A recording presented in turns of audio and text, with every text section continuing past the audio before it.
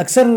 مونږ په کورونو کې یو مسله راشي دا وایي یاره د فلانې چې کوم دی ولاړو راپریوتو یا سر پې وګرځېدو طبیعت یې خراب شو خو ډېرو خلکو سره دا کېږي چې د هغوی بلډ پریشر کم شي نو زیات خلک بیا دا سوال کوي چې یاره که د چا بلډ پریشر کم شي نو کور کې ورسره مونږ څه کولی شو نو ټولو ضروري څیز خو دا دی چې دا بلډ پریشر کمېدو وجوهات معلومه کړو د ټولو نه اول چې د دې کس بلډ پریشر کمیږي ولې څه بیماری د وجې نه کمیږي ته کې د وینې کمی دی د هغې د وجې نه کمیږي یا نور څه داسې دوایانې خوري چې د هغې د وجې نه کمیږي نو هغه څیزونه هغه ټولو نه امپورټنټ چیز دا دی چې هغه مونږ ټیکل کړو چې هغه وګورو چې ولې کم شو خو بعضې خلک داسې چې بغیر د څه وجې کم شي نو بلډ پریشر نارمل ساتلو دپاره تاسو خپل خوراک نارمل ساتئ د اوبو مقدار دا ډېر زیات ضروري چې ډیهایډریشن درته نه کېږي اوبه خپل مقدار ښه ساتئ او که فرض که خدای دې نه کړي تاسو کله چېرته داسې څه ایمرجنسي وشي چې د چا بلډ پریشر کم شو نو لومبې وګورئ چې د خوراک کړی دی یا نه دی کړی ځکه چې کېدای شي شوګر او بلډ پریشر په یو ځای کم شوي وي که خوراک وغیره کړی وي شوګر یې ټیک وي او بلډ پریشر یې کم شوي نو ټول نه ضروري څیز دلته فلویډ انټیک او په هغه اوبو کې که مونږ لږه شان مالګه لږ شان نیمبو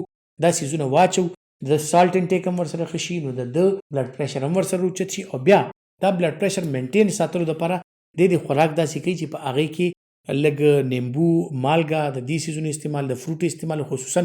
د هغه فروټ استعمال چې کوم کې نمکیات او اوبه ډېري لکه مالټا نیمبو سنګتره دا څیزونه د دې استعمال زیات خو